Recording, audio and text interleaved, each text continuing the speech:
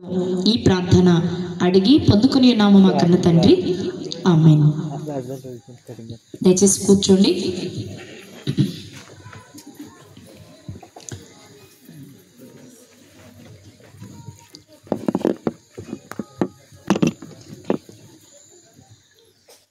కూర్చోండి అందరూ.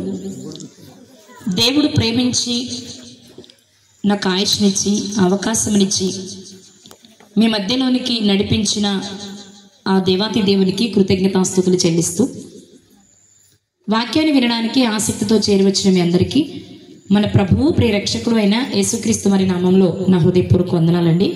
బాగున్నారు అందరూ?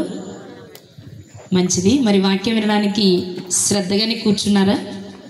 ఎంత సమయం మాట్లాడొచ్చు చెప్పండి, మిమ్మల్ని విసిగించును. మీరు చెప్పిన టైంని బట్టి ఏం మాట్లాడాలో సెలెక్ట్ చేసుకుంటాను నేను. ఒక పావుగంట మాట్లాడొచ్చా? ఒక అరగంట, గంటన్నర? దేనికైనా ఒకటే సమాధానమా మీరు? మౌనం. ఎంత సమయం మాట్లాడొచ్చు? ఎంతైనా అసలు వద్దా? చెప్పండి అమ్మా, ఫ్రీగా ఉండండి, నిద్రపోకుండా ఉంటారు. అందరూ మీకు ఫస్టే భోజనాలు పెట్టేశారు, ఖచ్చితంగా నిద్ర వస్తుంది. వెరీ గుడ్ అండి, మీకు ప్రత్యేకమైన వందనాలండి. రైట్. ఈ రాత్రి కొన్ని అమూల్యమైన సంగతులు బైబిల్ గ్రంథంలో నుండి మనం ధ్యానం చేసుకుందాం. ఇక్కడ మెజారిటీ స్త్రీలు ఉన్నారు కదా, సో స్త్రీలకు సంబంధించిన ఒక అద్భుతమైన పాఠాన్ని, అంటే పురుషులకు ప్రమేయం లేదని కాదు, కానీ ఇక్కడున్న పిల్లలు ఉన్నారు, యవనస్తులు ఉన్నారు, వయోజనులు ఉన్నారు, అన్ని రకాల వారు ఉన్నారు. కాబట్టి అందరికీ అవసరమైన కొన్ని విషయాలు ఈరోజు బైబిల్ గ్రంథంలో నుండి మనం ధ్యానం చేసుకుందాం. మీ అందరికీ సుపరిచితమైన వచనం సామెతల గ్రంథము 14వ అధ్యాయం 1వ వచనం. చూడకుండా చెప్పొచ్చు అనుకుంటే ఈ వచనాన్ని. సామెతల గ్రంథము 14వ అధ్యాయము 1వ వచనం. జ్ఞానవంతురాలు తన ఇల్లు కట్టును, మూఢురాలు తన చేతులతో తన ఇల్లు ఊడబెరుకును. చాలండి. ఇక్కడ మహాజ్ఞాని అయిన సొలొమోను గారు ఒక అద్భుతమైన విషయాన్ని తెలియచేస్తున్నారు. ఏమని అంటే, జ్ఞానం కలిగిన స్త్రీ తన ఇంటిని కట్టుకుంటుంది. ఇంటిని కట్టుకోవడం అంటే సిమెంటుతో ఇటుకలతో కాదు. ఇల్లు అంటే ఇంటిలో నివసించేవారు. ఇంకా చెప్పాలంటే దేశం అంటే మట్టి కాదో, ఈ దేశం అంటే మనుషులు అన్నట్లుగా ఇల్లు అంటే మనం నివసించే ఇల్లు కాదు, కానీ ఇంటిలో నివసించే కుటుంబీకులు అనమాట. అంటే భర్త, పిల్లలు, మనమలు, మునిమనమలు, ఇలా మనకు ఉంటారు కదా, వంశపారంపర్యంగా వచ్చేవారు మన తర్వాత జనరేషన్స్. వీళ్ళందరినీ చక్కగా దేవునిలో కట్టగలిగే స్త్రీ జ్ఞానవంతురాలైతే, కట్టలేని స్త్రీ మూఢురాలు. ఎందుకు కట్టలేదు అంటే, తాను బ్రతికితే పిల్లల్ని కట్టగలదు. అలాని 100% అలాగే ఉంటారని నేను చెప్పను. తల్లిదండ్రులు మంచిగా లేకపోయినా పిల్లలు బాగా బ్రతికే వాళ్ళు ఉన్నారు. తల్లిదండ్రులు మంచి వాళ్ళైనా పిల్లలు బ్రతకలేని వాళ్ళు కూడా ఉన్నారు. కానీ మెజారిటీ ఏంటి అంటే, తల్లిదండ్రులను చూసి పిల్లలు నేర్చుకుంటారు. ఈ రాత్రి బైబిల్ గ్రంథంలో ఒక స్త్రీని మీకు చూపిస్తాను. ఆ స్త్రీ తన ఇంటిని పెరికి వేసుకుంది. ఇంకా చెప్పాలంటే తన ఇంటిని అంటే ఇక్కడ 2 విషయాలు మీరు గుర్తించాలి. ఒకటి, ఇల్లు అంటే ఇంటిలో నివసించేవారు అనుకున్నాం. 2, ఇల్లు అంటే తన జీవితాన్ని తాను నాశనం చేసుకోవడం కూడా. ఈరోజు నేను మీతో మాట్లాడే స్త్రీ తన జీవితాన్ని నాశనం చేసుకుంది. కానీ అలాంటి స్త్రీ గర్భాన పుట్టిన కుమారుడు మాత్రం ఉన్నత స్థాయికి ఎదిగాడు. ఎలా ఎదుగుంటాడు, ఆ స్త్రీ ఏం చేసింది అనేది కాసేపు మీకు బైబిల్ గ్రంథంలో నుండి చూపిస్తాను. నేను మాట్లాడుతున్నప్పుడు మీరు మౌనంగా ఉండండి. నేను అడిగినప్పుడు మాత్రం సమాధానం చెప్పండి. చెప్తారా? అప్పుడు కూడా మౌనంగా ఉంటారా? చెప్పండి. విశ్వాసులకు తండ్రి ఎవరు? విశ్వాసులకు తండ్రి అని ఎవరిని పిలుస్తారు బైబిల్ చరిత్రలో? అబ్రహాము గారు కదా, అబ్రహాము గారు. అబ్రహాము గారి కుమారుడు ఎవరు? ఇస్మాయిల్ గారు కాదా? యక్షాను, మిద్యాను, మెదాను, వీళ్ళందరూ అబ్రహాము గారి పిల్లలు కాదా? వాగ్దాన పుత్రుడు ఇస్సాకు గారు. వాస్తవానికి అబ్రహాము గారికి ఎంతమంది పిల్లలు? అబ్రహాము గారికి ఎంతమంది పిల్లలు? నేనే ఇస్తాను ఆప్షన్స్. మాట్లాడరా? అబ్రహాము గారికి 8 మంది కుమారులండి. శారా గారి వలన ఇస్సాకు గారు, హాగరు గారి వలన ఇష్మాయిల్ గారు, కెతూరా గారి వలన 6 కుమారులు పుట్టారు. వెరసి అబ్రహాము గారికి పిల్లలు ఎంతమంది అంటే 8 మందిని చెప్పాలి. వాగ్దాన పుత్రుడు అంటేనే ఒకరిని చెప్పాలి. కానీ మనం జనరల్గా అబ్రహాము కుమారుడు అంటే ఇస్సాకు గారి దగ్గర మాత్రం ఆగిపోతాం, ఎందుకంటే వాగ్దాన పుత్రుడు కాబట్టి. రైట్. ఇస్సాకు గారికి ఎంతమంది పిల్లలు? ఇస్సాకు గారికి ఎంతమంది పిల్లలు? ఏంటారా మరి మీరు మౌనంగా ఉంటే బాగుండదు. లోతుల్లోకి వెళ్తే పోనీ తెలియదు అనుకోవచ్చు, కానీ పైపైనే కదా నేను అడుగుతున్నది.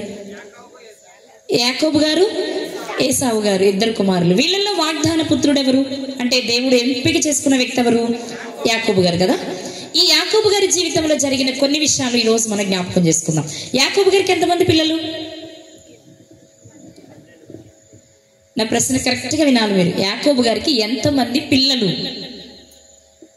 13. మరి దీనా గారిని ఏం చేస్తారు? నేను అడిగింది ఎంతమంది కుమారులని కాదు, ఎంతమంది. అందుకే ప్రశ్న జాగ్రత్తగా వినాలి. కుమారులు ఎంతమంది అంటే 12, పిల్లలు ఎంతమంది అంటే 13. రైట్. ఇప్పుడు యాకోబు గారి జీవితంలో జరిగిన కొన్ని విషయాలు మీ ముందు పెడతాను, నిద్రపోకుండా వినే ప్రయత్నం చేయండి. ఇస్సాకు గారి భార్య పేరేంటి? రిబ్కా గారు కదా. రిబ్కా గారు బైబిల్ గ్రంథంలో పక్షపాతం కలిగిన తల్లి అనగానే మీకు ఎవరు కనిపిస్తారు? అంటే ఒక కొడుకుని ఆమె ప్రేమిస్తూ, ఒక కొడుకుని తండ్రి ప్రేమిస్తూ, 2 పిల్లల్ని చెరొకరు పంచుకొని ప్రేమించిన చరిత్ర బైబిల్ గ్రంథంలో ఉంది కదా. వాళ్ళు ఎవరు? ఒక్క బ్రదరే మాట్లాడుతున్నారేమి, మిగిలిన ఎవరికి వాక్యం తెలీదా?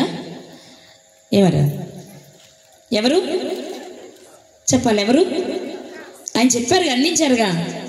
నిజంగా ఆమె పక్షపాతం కలిగిన తల్లేనా? నిజమా? నిజమా? మీరు మాట్లాడుతున్నారు, మీ దగ్గరికి వస్తుంది మళ్ళీ ప్రశ్న. నిజంగా రిబ్కా గారు పక్షపాతం కలిగిన తల్లేనా? ఎందుకని? పోనీ ఎందుకు అనుకుంటున్నాం పక్షపాతం కలిగిన తల్లని అంటే బైబిల్ చెప్పింది రిబ్కా యాకోబును ప్రేమించెను, ఇస్సాకు ఏసావును ప్రేమించెను అని వ్రాయబడింది.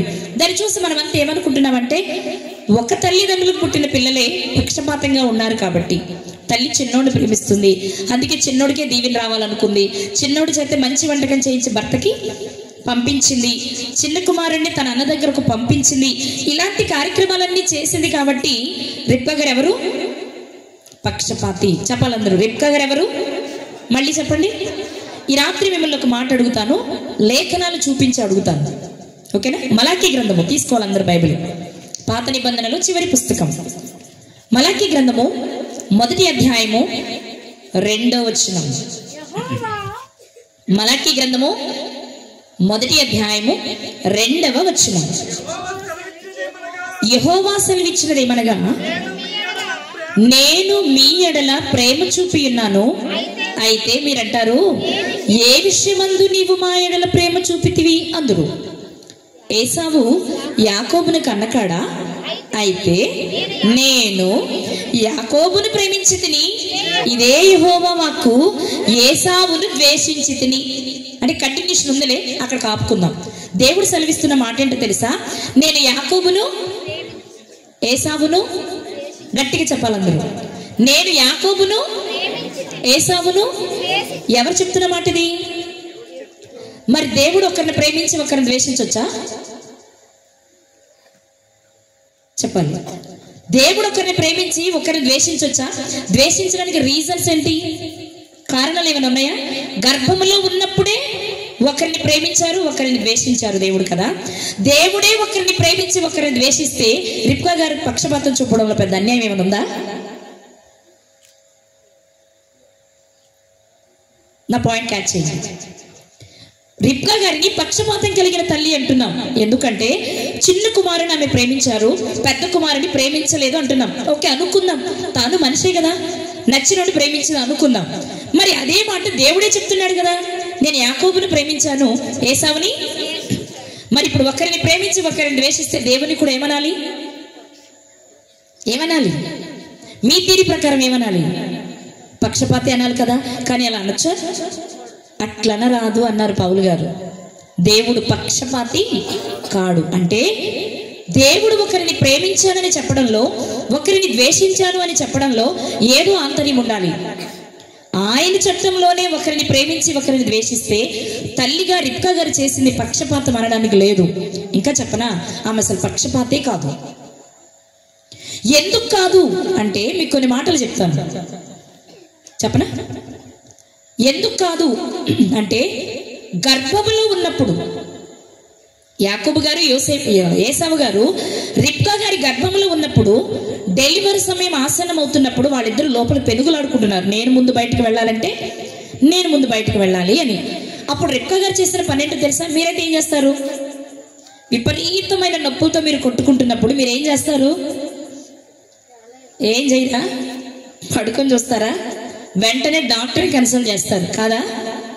మంత్రసాని ఉంటే మంత్రసాని, ఆశా వర్కర్లు ఇప్పుడైతే ఆశా వర్కర్లు ఉన్నారు కదా, ఆవిడకి టక్కన ఫోన్ చేసి అంబులెన్స్ కట్టించుకుని హాస్పిటల్కి పరిగెడతాం. మరి రిబ్కా గారు చేసిన పని ఏంటో తెలుసా? నేను ఎందుకు ఇంత బాధపడుతున్నానో తెలుసుకోవడానికి దేవుణ్ణి అడగడానికి వెళ్ళారు ఆమె. ఆ కాలంలో ఒక సమస్య తన దగ్గరకు వస్తే సమస్యను తీర్చుకోవడానికి మనుషులను ఆశ్రయించలేదు, డాక్టర్ని ఆశ్రయించలేదు, కానీ దేవుణ్ణి అడగడానికి వెళ్ళిన భక్తురాలు ఆమె. ఆమెను పట్టుకుని మనం ఈరోజు పక్షపాతి అనే ముందు ఖచ్చితంగా ఆలోచించాలి. దేవుడు చెప్పారు ఆ టైంలో ఏమని అంటే, అమ్మా నీ గర్భంలో 2 జనపదాలు ఉన్నాయి, చిన్నవాడు పెద్దవాని కంటే గొప్పవాడవుతాడు, పెద్దవాడు చిన్నవానికి దాసుడు అవుతాడు అని. దేవుడు ఎప్పుడైతే ఈ విషయాన్ని రిబ్కా గారికి చెప్పారో, ఆ విషయాన్ని తన మనస్సులో పెట్టుకున్న రిబ్కా గారు దేవుని సంకల్పం నెరవేర్చుటకు చిన్న కుమారుడికి సహాయం చేసిందే తప్ప పెద్ద కుమారుడు అంటే ఇష్టం లేక కాదు. ఎందుకు ఈ మాట అంటున్నాను అంటే, జ్యేష్ఠత్వాన్ని అమ్మేసుకున్నాడు ఏసావు. తండ్రి దగ్గర నుంచి దీవెనను యాకోబు గారు లాగేసుకున్నారు. ఆ 2 జరిగినప్పుడు ఏసావు గారు చాలా ఏడ్చారు. వింటున్నారండి?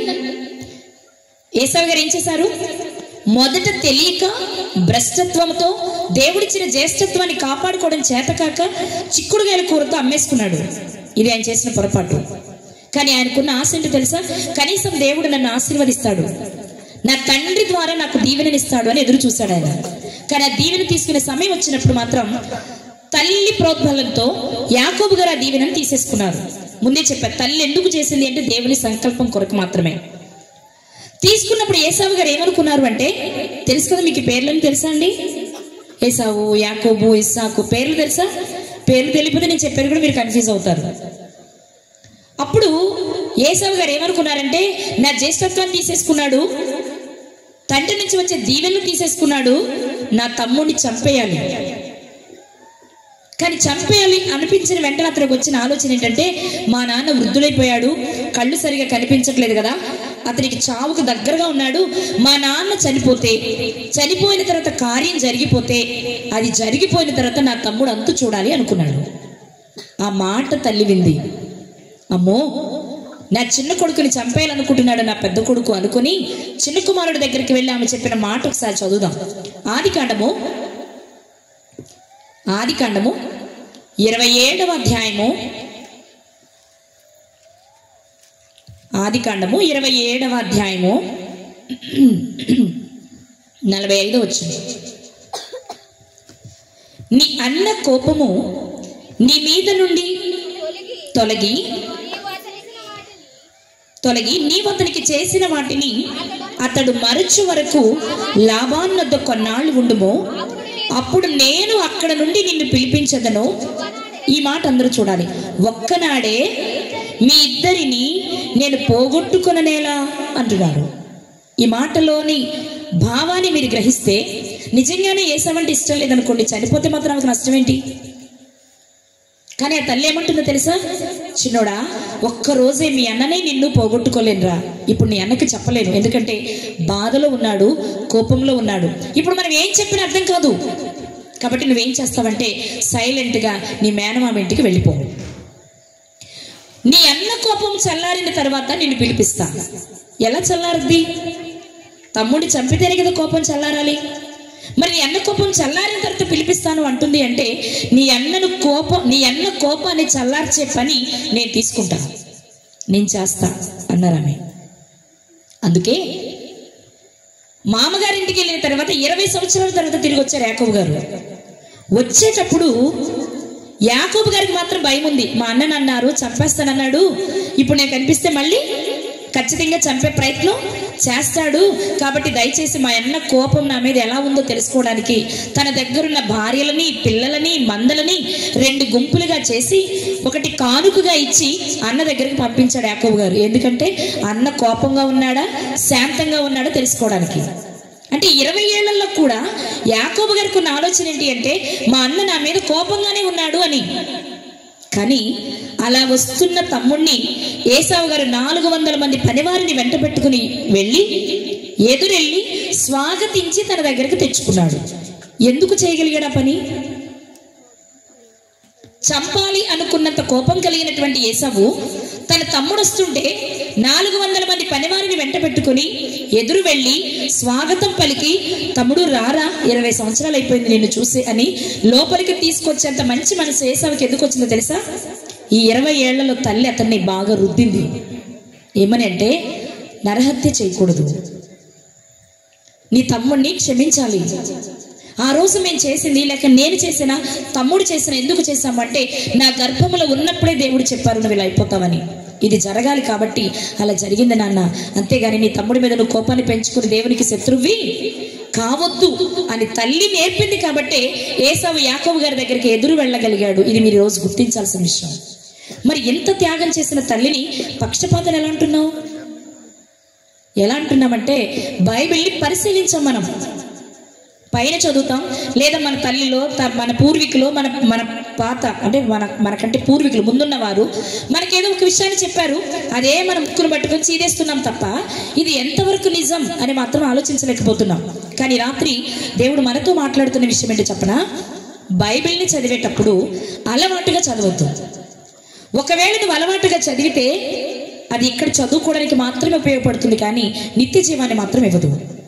నిత్య జీవాన్ని ఇవ్వాలి, నీవు పరలోకం చేరాలి అంటే మాత్రం బైబిల్ని ఖచ్చితంగా పరిశీలించి చదవాలి. ఇప్పుడు మేము 2వ మాట అడుగుతాను. ఇప్పుడు యాకోబు గారిని మామగారింటికి పంపిస్తున్నారు కదా, ఎవరు పంపిస్తున్నారు? యాకోబు గారిని తన మామగారింటికి దీవెనలు తీసుకున్న తర్వాత ఇద్దరిని పోగొట్టుకోలేని వెళ్ళిపోమని యాకోబు గారికి ఎవరు చెప్పారు? ఎవరు పంపిస్తున్నారు? మాట్లాడాలి మీరు గట్టిగా గట్టిగా. ఎవరు? తల్లి కదా. ఇప్పుడు మాట చూద్దాం. 28వ అధ్యాయం ఆదికాండం. అందరు బైబిల్ తీసుకోవాలి. మరి నేను చెప్పేవన్నీ మీ అభిప్రాయాలకు భిన్నంగా ఉంటాయి కాబట్టి తప్పనుకునే అవకాశం ఉంది.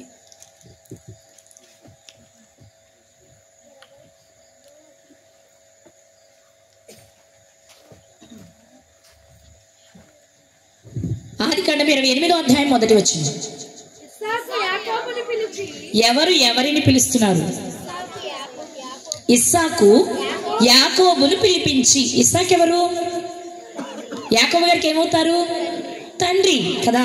తండ్రి కొడుకును పిలిపించి నీవు కనాను కుమార్తెలలో ఎవతను వివాహం చేసుకోవద్దు అని చెప్పి నువ్వు లేచి నీ మేనమామ ఇంటికి వెళ్ళమని చెప్తూ 4వ వచనంలో ఆయన చెప్పిన మాట చూద్దాం. ఆయన నీకు అనగా నీకును నీతో కూడా నీ సంతానమునకును అబ్రాహామునకు అనుగ్రహించిన ఆశీర్వాదము దయచేయునుగాక అని అతన్ని దీవించి యాకోబును పంపివేసెను. పంపుతున్నది ఎవరు చెప్పాలి మీరు? పంపుతున్నది ఎవరు? ఎవరెవరిని పిలిచి మాట్లాడారు? మాట్లాడేంటారా? ఇస్సాకు యాకోబును పిలిపించి నువ్వు ఇక్కడ వాళ్ళని చేసుకోవద్దు, నీ మామింటికి వెళ్ళు, నీ మామ కూతురు పెళ్లి చేసుకో, దేవుడు నీకు తోడుగా ఉంటాడు, నా పితరుడైన అబ్రహాముకు చెప్పిన వాగ్దానం నీ జీవితంలో నెరవేరుతుందని మరలా దీవించి పంపివేసింది. ఇప్పుడు చెప్పాలి మీరు, యాకోబు గారిని మామగారింటికి పంపింది తల్ల తండ్రా? గట్టిగా. తల్ల తండ్రా? మళ్ళీ మరెందుకు పొరపడుతున్నారు? తండ్రి. అలానే తల్లికి తెలియదని కాదు. నిజం చెప్పాలి అంటే నేను ముందు చెప్పినట్లుగా ఆమె పక్షపాతి కాదు అనడానికి ఇది 2వ ఆధారం. చాలా మందికి ఉండే అభిప్రాయం ఏంటంటే ఆవిడ సీక్రెట్గా యాకోబు గారి బ్యాగ్ సర్దేసి భుజం మీద పెట్టేసి నువ్వు వెళ్ళిపోరా బాబు మీ అన్నీ చంపేస్తాడని సీక్రెట్గా పంపించింది అనుకుంటాం. కానీ కాదు, అలా పంపించే ఛాన్స్ ఉంది. ఆయన కళ్ళు కనిపించవు, సీక్రెట్గా పంపించవచ్చు. కానీ అలా చేయలేదు ఆ తల్లి. ఏం చేసిందో తెలుసా? భర్తకి చెప్పింది, వెళ్ళి ఏమండి పెద్దోడు పెళ్లి చేసుకున్నాడు కదా ఈ కనాను కుమార్తెలను, వాళ్ళ వలన మనకి ఏ లాభం లేదు, చిన్నోడు ఇక్కడే ఉంటే ఇక్కడ అమ్మాయినే చేసుకోవాల్సి వస్తుంది, వీడు కూడా చిన్నోడు కూడా కనాను కుమార్తెలను చేసుకుంటే ఇక మన బ్రతుకు వలన మనకు లాభం ఏంటండి? కాబట్టి ఒక పని చేద్దామా, చిన్నోడిని మా అన్నింటికి పంపిద్దామా, నా అన్న కూతురుని ఎవరొకరు పెళ్లి చేసుకుని వస్తాడు, కాస్తైనా మనకు మనశ్శాంతి ఉంటుందని భర్తకు నచ్చజెప్పి కుమారుని భర్త దగ్గరకు పంపించి భర్త చేత దీవింపచేసి రెండవసారిది వేట మాంసం తెచ్చి దీవెని తీసుకున్నది వేరు. ఇప్పుడు మరలా మామగారింటికి వెళ్ళేటప్పుడు తండ్రే ప్రేమతో పిలిచి యాకోబును దీవించి పంపిస్తున్నాడు.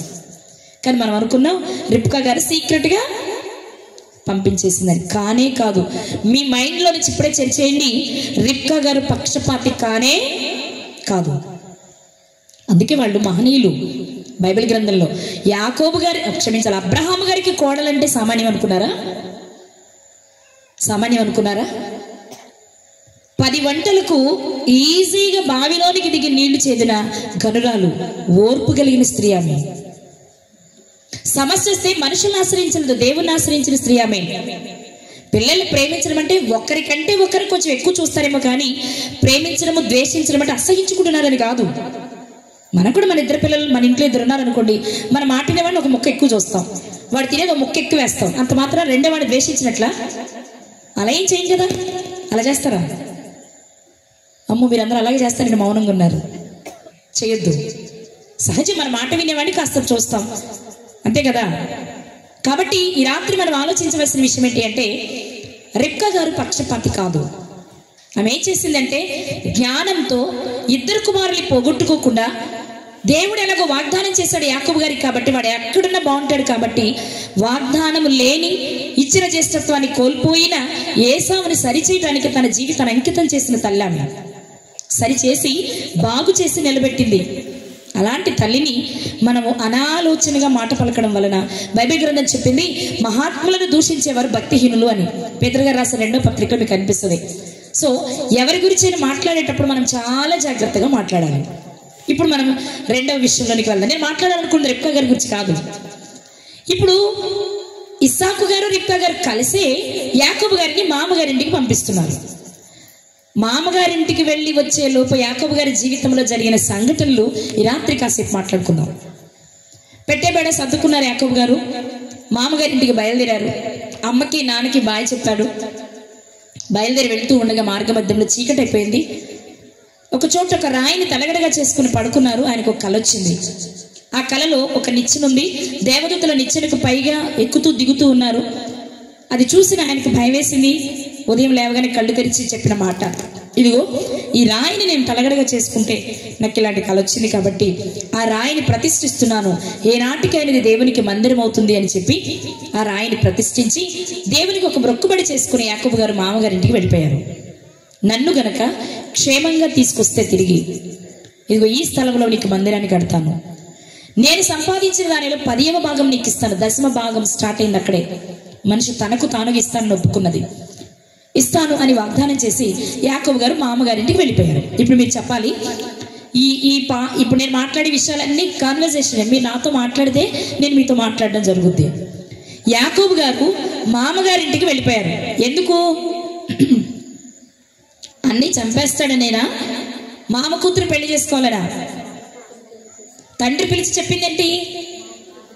నీవు కనాను కుమార్తెల్లో ఎవరితోనూ వివాహము చేసుకోవద్దు. మరి ఎవరు చేసుకోవాలి? అక్కడికి వెళ్ళు, పద్దనరాము, మీ తాత ఉన్నాడు అక్కడ, బెతుయేలు, మీ తాతకు కొడుకున్నాడు, మీ అమ్మకు సహోదరుడు లాబాను, ఆయన కూతుర్లు ఉన్నారు, ఒక అందమైన కూతుర్ని పెళ్లి చేసుకుని రా కొడుక అని పంపించారు. ఇప్పుడు బయలుదేరిన దగ్గర నుండి ఆయన ఊహలన్నీ ఏమున్నాయి అంటే, నేను మామగారింటికి వెళ్తాను, మామకున్న కూతుర్లో ఒక అందమైన కూతుర్ని చెప్పాలందరూ పెళ్లి చేసుకోవాలి అని ఊహిస్తూ కలలు కంటూ బయలుదేరి వచ్చారు. ఆయన ఊరి బయటకు వచ్చేటప్పటికి ఒక బావి ఉంది. ఆ బావి చుట్టూ చాలా గొర్రెల మందలు ఉన్నాయి. ఆ మందలు చూడగానే ఆ ఊరు వచ్చేసాననే విషయం ఆయనకు అర్థమైంది. అక్కడున్న వారిని పిలిచి, అన్నలారా మీకు లాభాన్ని తెలుసా అని అడిగాడు. వాళ్ళు అన్నారు తెలియకే, మాకు బాగా తెలుసు, ఈ మందల్లో ఆయన మందలు కూడా ఉన్నాయి, అదిగో ఆ మందలు మేపడానికి ఆయన కూతురు వస్తుంది, అదిగో రాహేలు అని చూపించారు. వెంటనే యాకోబు గారు రాహేలు గారిని చూశారు. ఆమె చక్కని చుక్క, చాలా అందంగా ఉంది. ఆమెను గురించి బైబిలే చెప్పిన మాట, అది చాలా బాగుంటారు ఆమె. వాళ్ళ అక్క లేయ గారు మాత్రం కళ్ళు జబ్బు కలవి. మనిషి ఎంత అందంగా ఉన్నా కళ్ళల్లో ఒక బలహీనత ఉంది కాబట్టి అందంగా తనలేం కదా, మైనస్ చేస్తాం. కానీ రాహేల్ గారు చాలా అందంగా ఉన్నారు. ఈయన వచ్చింది పెళ్లి చేసుకోవడానికి, చూడటమే రాహేల్ గారు కనిపించారు కాబట్టి చూడగానే మనసు మారేసుకున్నారు. ఎవరు? ఇప్పుడు మీకు లవ్ స్టోరీ చెప్తాను, మరి మీరు జాగ్రత్తగా వినాలి. వద్దా? మాకెందుకు ముసలాళ్ళు, ఇప్పుడు ప్రేమించి పెళ్ళి ఎక్కడ చేసుకుంటాం అనుకుంటున్నారా? ఆడు చేసుకున్న ప్రేమ కథ విందాం బైబిల్లో నుండి. ఎందుకంటే బైబిల్ని అర్థం చేసుకోవాలి అంటే సన్నివేశంలోనికి మనం వెళ్ళాలి. భౌతికంగా మాట్లాడతారు కదా, పరకాయ ప్రవేశం చేయాలి అంటే ఆ సన్నివేశంలోనికి మనం వెళ్ళి ఊహిస్తేనే బాగా అర్థమవుతుంది, ఇన్వాల్వ్ అవ్వాలి. అర్థమవుతుందా? ఇప్పుడు యాకోబు గారు అలా చూడగానే రాహేల్ గారు కనిపించింది. అబ్బాయి ఎంత బాగున్నారో ఆమె. చూడగానే మనసులో అనుకున్నారు యాకోబు గారు, చేసుకుంటే గీసుకుంటే చెప్పండారా? చెప్పరే, భోంచేస్తారా? అయ్యగారు అందరూ చేయలేదా భోజనం? మరి మాట్లాడేంటండి, నిద్ర వస్తుంది. అయితే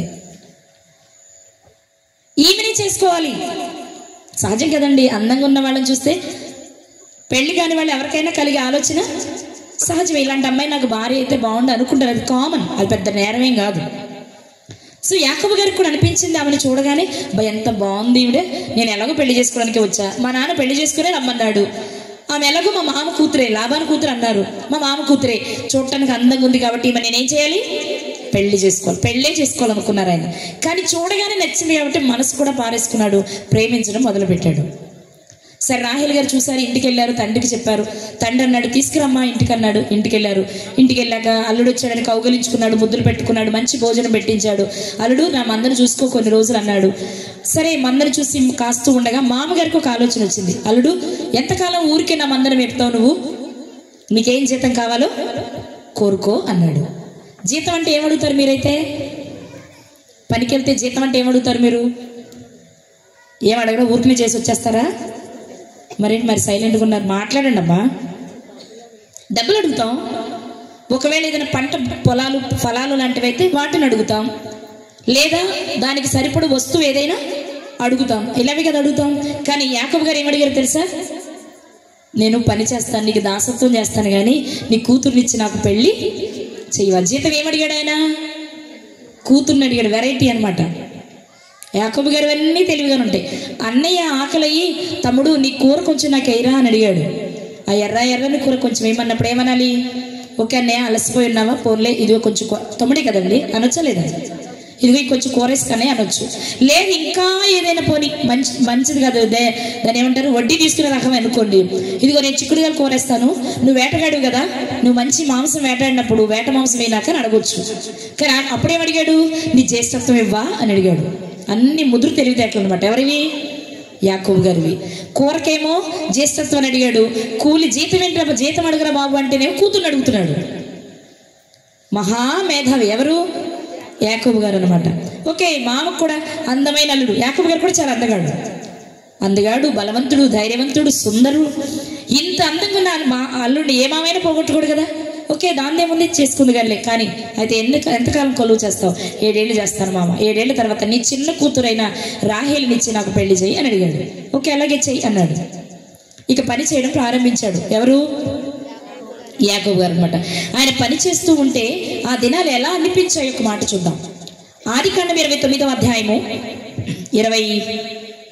29వ అధ్యాయము 20వ వచనం. యాకోబు రాహేలు కోసము 7 సంవత్సరములు కొలువు చేసెను. అయినను అతడు ఆమెను ప్రేమించడం వలన అవి అతనికి కొద్ది దినములుగా తోచెను. 7 సంవత్సరాలు ఎలా అనిపించినాయి అంట? 7 రోజుల్లో అనిపించినాయి అంట. ఎలా అనిపిస్తాయి చెప్పాలి? ఎన్ని దినములుగా అనిపించాయి? కొద్ది దినాలు. ఫర్ ఎగ్జాంపుల్ 7 అన్నానులేండి నేను, కొద్ది దినాలుగా అనిపించాయట. ఎందుకు అలా అనిపించాయి? ఒక మాట మీకు నా వైపు చూడండి చెప్తాను. రాహేల్ గారు అక్కడే ఉన్నారు, యాకోబు గారు అక్కడే ఉన్నారు. ఒకరినొకరు రోజు చూసుకుంటున్నారు. రోజు చూసుకునేవాడు కొద్ది దినాలు కనిపించకపోతే క్షణముకు యుగంగా ఉంటుందేంటి? అదే అమ్మాయి దుబాయ్లోనో కువైట్లోనో ఉందనుకోండి, అప్పుడు ఏమనిపించేది? త్వరగా వచ్చేయి, నిన్ను చూడకుండా ఉండలేకపోతున్నాను, నిన్ను చూడకుండా నీతో మాట్లాడకుండా గడపడం నాకు చాలా కష్టంగా ఉంది, క్షణముక యుగంగా ఉంది అంటాం. ఎప్పుడు దూరంగా ఉంటే. మరి దగ్గరగా ఉంటే రోజు చూసేదిగా అనిపిస్తుంది. రోజు చూస్తున్నారు వీళ్ళిద్దరు. ఎంత చూసుకుంటున్నారు అంటే, ఎలాగూ తల్లిదండ్రులు ఇద్దరికీ తెలుసు ఏమని, రాహేలుని యాకోబు గారు ప్రేమిస్తున్నారు అని. అలాగే తల్లిదండ్రులకు తెలుసు రాహేలునిచ్చి పెళ్లి చేయమని యాకోబు అడిగిన విషయం. తెలిసిన విషయమే కాబట్టి ఆమెని పెళ్లి చేస్తారు. కాబట్టి ఏ పని కావాలి అని ఎవరితో చేయించుంటారు? యాకోబు గారికి మంచినీళ్ళే, కాస్త మంచినీళ్ళు అని అడిగారు అనుకోండి, గ్లాస్ పట్టుకుని ఎవరు వెళ్తారు చెప్పండి? లేయ వెళ్తారా, రాహేలు వెళ్తారా? గట్టిగా చెప్పండి. ఎందుకని? ఆమెనే పెళ్లి చేయాలనుకున్నాం కాబట్టి ఆమెనే పంపిస్తాం. సహజంగా జరిగే విషయం ఇది, అంతేనా? పొలం వెళ్తున్నారు అనుకోండి, యాకోబు గారు మంద దగ్గరికి, కర్ర మర్చిపోయాడు అనుకోండి, కర్ర ఎవరు అందిస్తారు? రాహేల్ గారే. మంచినీళ్ళ బాటిల్ ఎవరు అందిస్తారు? అంటే ఇప్పుడు బాటిల్స్ వచ్చినాయి, అప్పుడు తిత్తిలే కాబట్టి తిత్తి నిండా నీళ్ళు నింపాలంటే ఎవరు నింపుంటారు? రాహేల్ గారే. ఇంటికి తిరిగి వచ్చిన తర్వాత ఆయనకి వేడి నీళ్ళు పెట్టాలంటే ఎవరు పెట్టుంటారు? రాహేల్ గారే. భోజనం పెట్టాలంటే ఎవరు పెట్టుంటారు? రాహేల్ గారు. ఎందుకని? ప్రేమిస్తున్నాడు కదా. ఆయన కూడా ఏది అవసరమని ఎవరిని పిలుచుంటారంటే, రాహేలు మంచినీళ్ళు తెచ్చిపెట్టవు, రాహేలు టవల్ తెచ్చిపెట్టవు, రాహేలు కర్ర తెచ్చిపెట్టవు అని అడుగుతాడు. ఎవరు ఎందుకంటే ఇద్దరు ఇష్టపడుతున్నారు, ఆ ఇద్దరికి పెళ్లి చేయాలని తల్లిదండ్రులు కూడా అనుకుంటున్నారు కాబట్టి అది పెద్ద నేరంగా ఎవరు భావించరు. అందుకే ఆ దినాలట యాకోబు గారికి కొద్ది దినాలుగా తోచాయట. అయిపోయింది, 7 సంవత్సరాలు పూర్తయిపోయిందండి. పూర్తయిపోగానే చాలా ఆనందంగా ఉన్నాడు యాకోబు గారు. ఎందుకంటే ఇప్పటి వరకు రోజు దూరంగా, అంటే దగ్గరే ఉన్న చూసుకుంటున్నారు తప్ప తన సొంతం కాలేదు. ఈరోజు సొంతం చేసుకోవాలని ఆలోచన కలగగానే అల్లుడు మామగారి దగ్గరికి వెళ్ళాడు. మామ, నేను చెప్పిన మాట ప్రకారం 7 సంవత్సరాలు కొలువైపోయింది, నీ కూతురు నాకు ఇచ్చి పెళ్లి చేయవా అడిగాడు. అదెంత పని? మాట ఇచ్చాను కదా, తప్పకుండా చేస్తా, నువ్వు సిద్ధపడిపో, ఈ ఊర్లో ఉన్న పెద్దలందరినీ పిలిపిస్తాను, విందు చేయిస్తాను, ఈ రాత్రికి నా కూతురు నీకు ఇచ్చి పెళ్లి చేస్తా. గదిలోకి పంపించడమే అప్పుడు సంప్రదాయం పెళ్లి చేయడం. రెడీ అయిపోయారు, పెళ్లి బట్టలు తెచ్చేశారు, పెళ్లి సామాను తెచ్చేశారు, పెళ్లి పెద్దలను పిలిపించేశారు, విందు ఏర్పాటు చేశారు, ఊరి వారందరినీ పిలిపించారు, విందు భోజనం కూడా అయిపోయింది. ఇక రాత్రికి రాహేలు గారిని యాకోబు గారి గదిలోనికి పంపించాలి, జరగవలసిన విషయం అది. చాలా హ్యాపీగా ఉన్నాడు యాకోబు గారు. ఎందుకు అంటే 7 సంవత్సరాల తర్వాత ఒకనాడు తన సొంత వారిని, తన తండ్రిని, తన తల్లిని, తన అన్నను, తన వారిని వదులుకొని ఇక్కడికి వచ్చి 7 ఏళ్ళు అయిపోయింది. ఇప్పుడు కనుక రాహేల్ గారిని వివాహం చేసుకుంటే తన జీవితానికి ఒక పరిపూర్ణత వస్తుంది. అందుకే కదా 7 సంవత్సరాలు కొలువు చేసింది.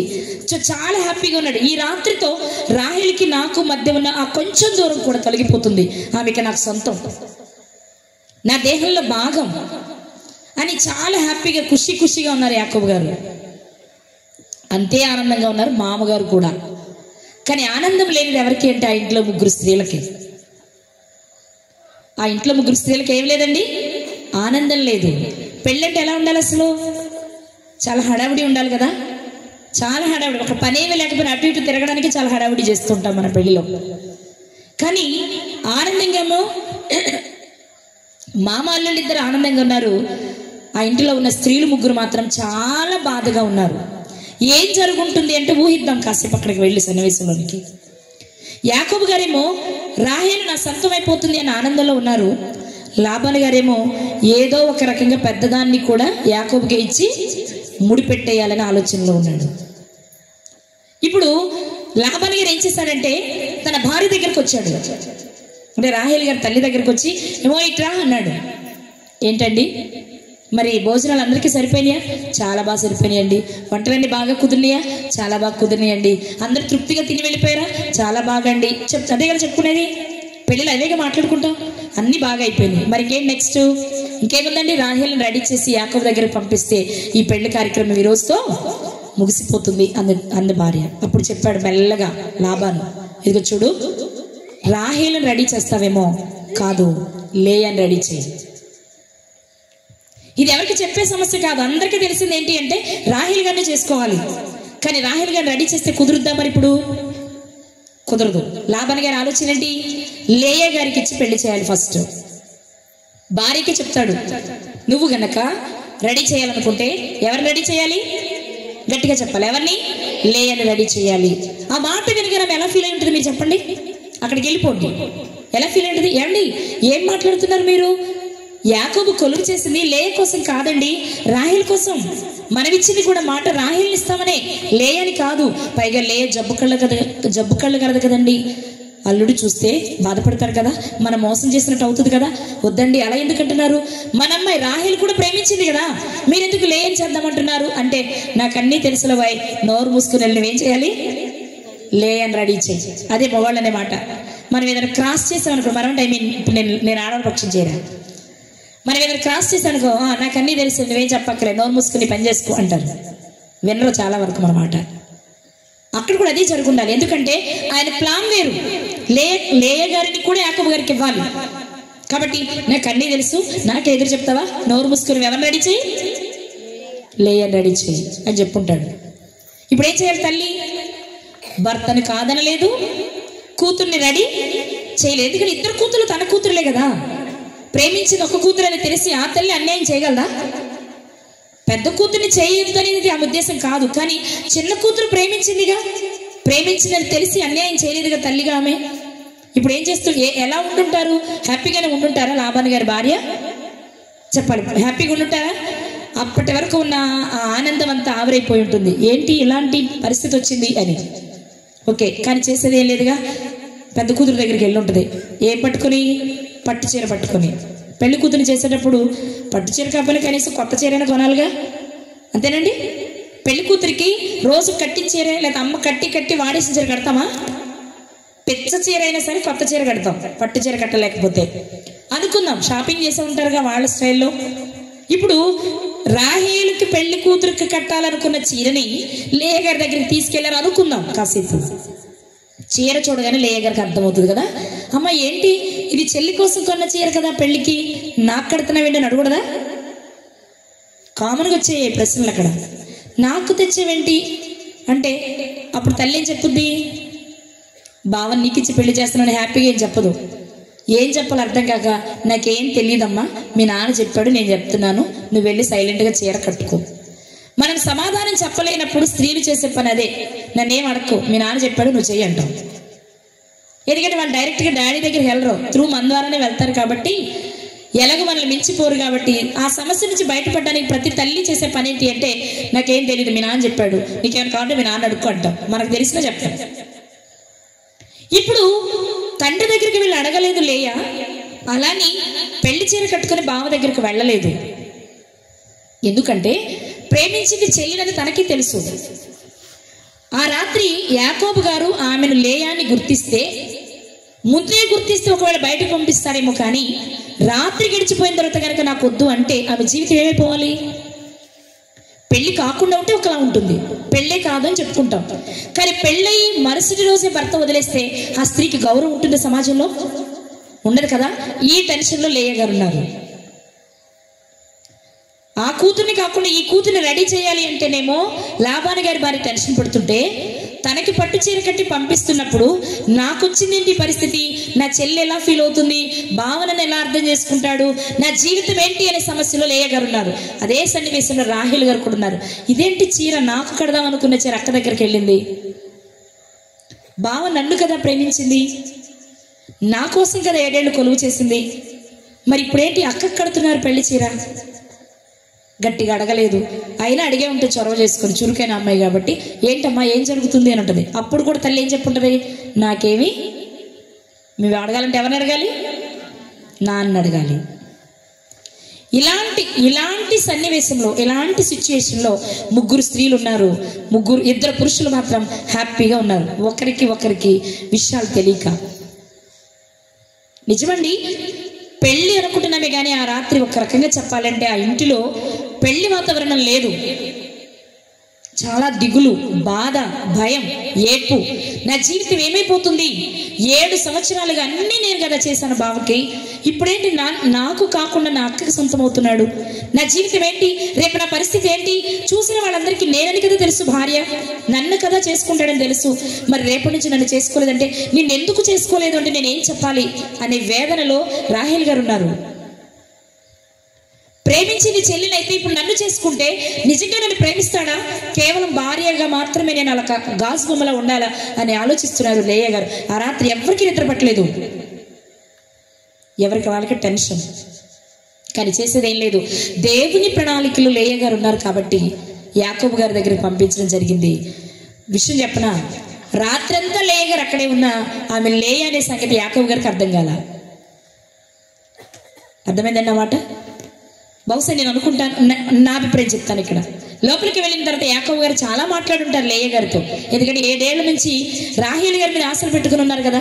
రాహేలు నువ్వంటే నాకు ఎంత ఇష్టమో తెలుసా, 7 ఏళ్ల నుంచి నీ కోసం ఎంత కష్టపడ్డానో తెలుసా, అయినా నిన్ను చూస్తుంటే నీ మీద ఉన్న ప్రేమతో నాకు అవి చాలా కొద్ది దినాలుగా అనిపించాయి. ఈ రోజు కోసం చాలా ఎదురు చూస్తానని ఏవేవో మాట్లాడుంటారు ఆయన కదా. 7 సంవత్సరాలు ఆలోచించిన ఆలోచనలన్నీ బయట పెట్టుంటారు. కానీ నేను అనుకుంటాను లేయ గారు మాత్రం నోరు విప్పండ్రు. నోరు విప్పితే ఏం జరుగుద్ది? లేయని తెలిసిపోతుంది. అందుకే ఆమె ఏం చేస్తుండే, ఇలాగే ఉంటారు. అయ్యైతేనే పెద్ద తేడా తెలియదు.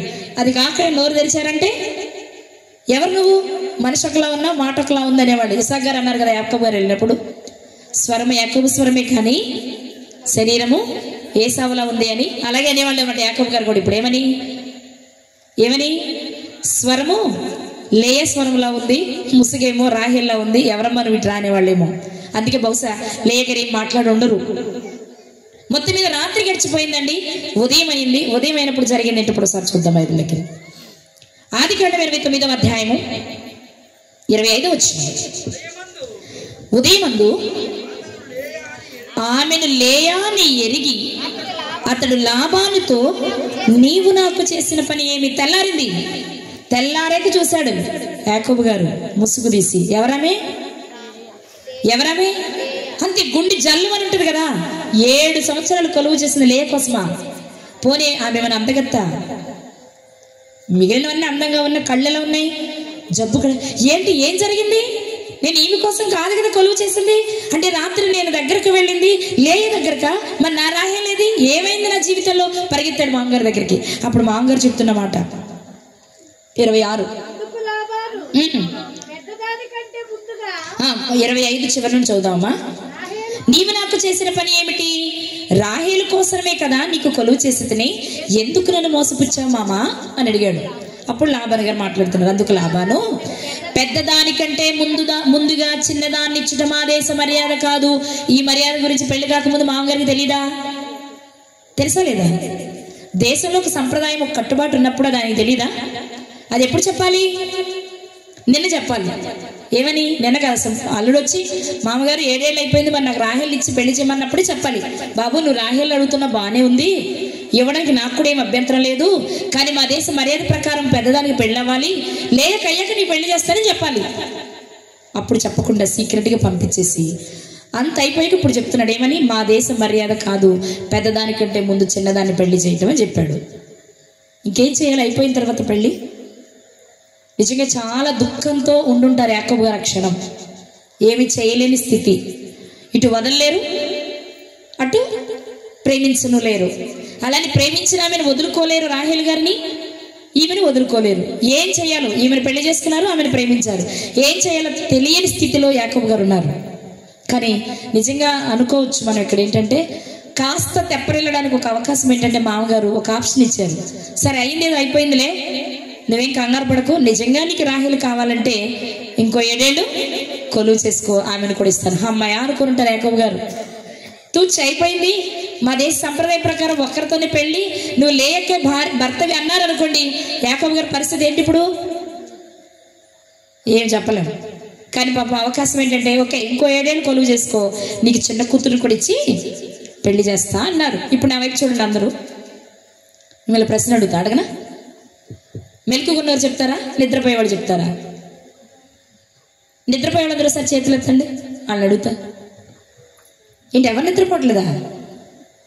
నిజమే, గుడ్. ఒకసారి మిమ్మల్ని అడుగుతున్నాను, నా ప్రశ్న చాలా జాగ్రత్తగా వినండి. ఎన్ని సంవత్సరాల కొలువు తర్వాత లేయా యాకోబు గారికి భార్య అయ్యింది? ఎన్ని సంవత్సరాలు? కరెక్ట్గా వినాలి క్వశ్చన్, పేర్లు కూడా. ఎన్ని సంవత్సరాల తరువాత లేయా యాకోబునకు భార్య అయ్యింది? ఎన్ని ఎన్ని గట్టిగా ఎన్ని? అప్పటికి 7 కదండి చేసింది. 7 ఏళ్లకే లేయ భార్య అయ్యారు. ఇప్పుడు రెండో ప్రశ్న, ఎన్నేళ్ల తర్వాత రాహేలు యాకోబు గారికి భార్య అయ్యింది? గట్టిగా, ఇంకా గట్టిగా. ఎన్ని?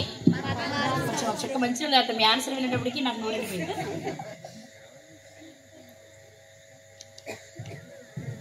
ఇప్పుడు చూద్దాం.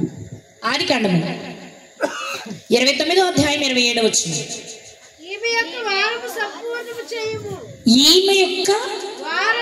ఈమె యొక్క పట్టుకోవాలందరూ. వారం అంటే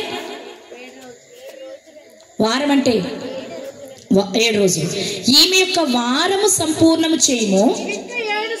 నీవిక 7 సంవత్సరములు నాకు కొలువు చేసిన ఎడల అందుకై ఆమెను కూడా నీకు ఇచ్చేదని చెప్పగా, వారం సంపూర్ణం చేయంటున్నారు, 7 ఏళ్ళు కొలువు అంటున్నారేంటి? అందరు ఇక్కడ ఉన్నారా? ఈమె యొక్క వారము సంపూర్ణము చెయ్యి, నీవిక 7 సంవత్సరాలు కొలువు చేస్తే నా చిన్న కూతురు కూడా నీకు ఇస్తానన్నారు. అక్కడే 28వ వచనం చదువుదాం. యాకోబు అలాగంటే ఆమె యొక్క వారము సంపూర్ణము చేసి, ఆమె యొక్క వారము సంపూర్తి అయిన తర్వాత అతడు తన కుమార్తె రాహేలు అతనికి భార్యగా ఇచ్చును. ఎన్ని రోజుల తర్వాత? బైబిల్ చూస్తున్నారు అందరూ? ఇప్పుడు చెప్పాలి. రాహేలు గారు ఎన్ని రోజుల తర్వాత యాకోబు గారికి భార్య అయ్యారు? వారం. కొంచెం నా వైపే దృష్టి పెడితేనే మీకు ఇది అర్థమవుతుంది. యాకోబు గారు మామగారి దగ్గర 7 సంవత్సరాలు కొలువు చేస్తే లేయా భార్య అయ్యారు. ఆమె భార్య అయిపోయి ఆమె యొక్క వారము అనగా 7 రోజులు పూర్తయిన తర్వాత అప్పుడు రాహేలు గారిని కూడా పెళ్లి చేశారు. రాహేలు గారిని చేసుకున్న తర్వాత 7 ఏళ్ళు కొలువు చేశారు. అంటే లేయ గారికి రాహేలు గారికి వివాహానికి మధ్య గ్యాప్ 7 రోజులు మాత్రమే. కొలువు 14 సంవత్సరాలు చేశారు. కానీ పెళ్ళి అయిన తర్వాత మళ్ళీ ఇద్దరితోనూ పెళ్ళి అయిన తర్వాత 7 ఏళ్ళు చేశారు. ఇద్దరికంటే ముందు 7 ఏళ్ళు చేశారు. ఇద్దరి మధ్యలో గ్యాప్ కేవలం ఎన్ని రోజులు? మీరు ఈ మిస్టేక్ని కూడా మీ మైండ్లో నుంచి తీసేయాలి. జనరల్గా మనకు తెలిసింది ఏంటంటే 7 ఏళ్ళకి లేయ భార్య, 14 ఏళ్ళకి అనుకుంటున్నాం మనం. కాదు, రాహేలు గారు వచ్చేసిన తర్వాత మరలా 7 ఏళ్ళు చేశారు ఆయన కొలువు. ఓకేనా? అర్థమయ్యిందా పోయిందా? ఏమన్నా అర్థమైందా? రైట్. 7 సంవత్సరాల తర్వాత లేయ భార్య అయితే 7 రోజుల తర్వాత పెళ్ళైన తర్వాత, మొదట ఆమెతో పెళ్ళైన 7 రోజుల తర్వాత రాహేలు కూడా భార్యగా వస్తే ఇద్దరి పెళ్ళిళ్ళు అయిన తర్వాత మరలా 7 ఏళ్ళు కొలువు చేశారు. కొలువు 14 ఏళ్ళు చేశారు. కానీ చేసిన విధానంలో కొంచెం తేడా ఉంది. ఇది మీరు క్యాచ్ చేయాలి. ఓకేనా? ఎందుకు అలా ఎందుకైంది కాదు అని మీరు అనిపిస్తే మీకు ఒక ఎవిడెన్స్ చూపిస్తాను నేను. ఇప్పుడు లేయ గారితో ముందు పెళ్ళైపోయింది 7 ఏళ్ల కొలువు తర్వాత. ఆమె పెళ్ళైన 7 ఏళ్ల తర్వాత రాహేలు గారితో పెళ్ళయింది అనుకోండి. ఇద్దరు పెళ్లికి మధ్య 7 ఏళ్ళు గ్యాప్ వస్తుంది కాబట్టి పిల్లలు పుట్టడంలో కూడా గ్యాప్ ఉంటుందిగా, ఉండదా? ముందైన ఆమెకు ముందు పుడతారు, వెనకైన ఆమెకు వెనక పుడతారు. 7 ఏళ్ళు గ్యాప్ అంటే ఖచ్చితంగా గ్యాప్ వస్తాక అవకాశం ఉంది. కానీ మీరు ఒక విషయాన్ని గుర్తించాలి. లేయ గారి పెళ్ళైనా రాహేలు గారికి పెళ్ళైనా ముందు లేయ గారికి మాత్రమే పిల్లలు పుడుతున్నారు, కానీ రాహేలు గారికి పిల్లలు పుట్టట్లేదు. లేయ గారికి 4 పిల్లలు పుట్టేశారు. కానీ రాహేలు గారికి పిల్లలు పుట్టినప్పుడు రాహేలు గారు ఏం చేశారంటే, నువ్వు నాకు పిల్లల్ని ఇవ్వు అని, పిల్లల్ని ఇవ్వకపోతే నేను చచ్చిపోతా అన్నారు. ఎవరు గట్టిగా ఎవరు? ఎందుకన్నారు ఆ మాట? మా ఇద్దరికి ఒకసారి పెళ్ళయింది, 7 రోజులే గ్యాప్, అక్కకేం పుట్టేస్తున్నారు, నాకేమో పిల్లలు లేరు, కాబట్టి నాకు పిల్లల్ని ఇవ్వు అని అడిగారు అనమాట. ఆవిడ ఒక్కసారి అయ్యింది కాబట్టి ఆమెకి బాధ కలిగింది. అదే 7 ఏళ్ళు గ్యాప్ అనుకోండి, అంత బాధపడవలసిన అవసరంతో ఉండదు కదా. 7 ఏళ్ళు గ్యాప్ అంటే సహజం, 2-3 కనడంలో పెద్ద తప్పేమీ లేదు. కానీ అంతెందుకు బాధపడింది అంటే, మా ఇద్దరికి ఒక్కసారి 7 రోజులు పెద్ద తేడా కాదు కదా. 7 రోజుల గ్యాప్లోనే అక్కకి 4 పుట్టేస్తే నాకు ఒక్కరు కూడా పుట్టలేదు, ప్రేమేమో నాతో అంటున్నావు, పిల్లల్నేమో ఆమెతో కంటున్నావు అని చాలా బాధపడ్డారు రాహేలు గారు. కాబట్టి వారం సంపూర్తి అనడానికి సంపూర్ణ ఎవిడెన్స్ ఏంటి అంటే, పిల్లలు పుట్టకపోతే రాహేలు గారు బాధపడిన సంఘటన. కాబట్టి వారిద్దరికి పెళ్లికి మధ్య గ్యాప్ కేవలం ఎన్ని రోజులు? 7 రోజులు మాత్రమే. గుర్తుపెట్టుకోవాలి. ఓకే, పెళ్ళైపోయింది, ఆమెకు పిల్లలు పుట్టేశారు, ఈమెకి పిల్లలు పుట్టట్లేదు. నిజంగానే చాలా ప్రేమించిన భార్య కదా, మరి పిల్లలు పుట్టకపోతే బాధేస్తుంది కదండి. పైగా నేను ఇష్టం లేదని చెప్తున్నాను. లేయ గారికి ఏమో పుట్టేస్తున్నారు, ఒకరి వెనకాల ఒక నలుగురు పుట్టారు. రూబేను, షిమ్యోను, లేవి, యూదా, నలుగురు కుమారులు పుట్టేశారు. కానీ రాహేల్ గారికి ఒక్క నలుసు కూడా, చెప్పాలి నా వైపు చూసి, ఒక్క పిల్లలు కూడా లేరు. కాబట్టి చాలా బాధపడుతున్నారు. ఆ బాధలో భర్త దగ్గరకు వచ్చి ఆమె పలికిన ఒక మాట మనం ఈ రాత్రి చూద్దాం. 30వ అధ్యాయం 1వ వచనం. రాహేలు తాను యాకోబునకు పిల్లలు కనకపోవుట చూచి తన అక్క యందు అసూయపడి యాకోబుతో ఇలా అంటుంది, నాకు గర్భఫలము నిమ్ము, లేని ఎడల నేను చచ్చెదను. ఇక్కడ 2 విషయాలు మీరు గ్రహించాలి. పిల్లలు పుట్టకపోతే లేయ ఏం చేస్తుందండి? అక్క మీద ఎందుకు అసూయ? పిల్లలు నక్క ఇవ్వాలా? అక్కడ పిల్లలు పుట్టలేదు, బాధపడితే తను బాధపడాలి.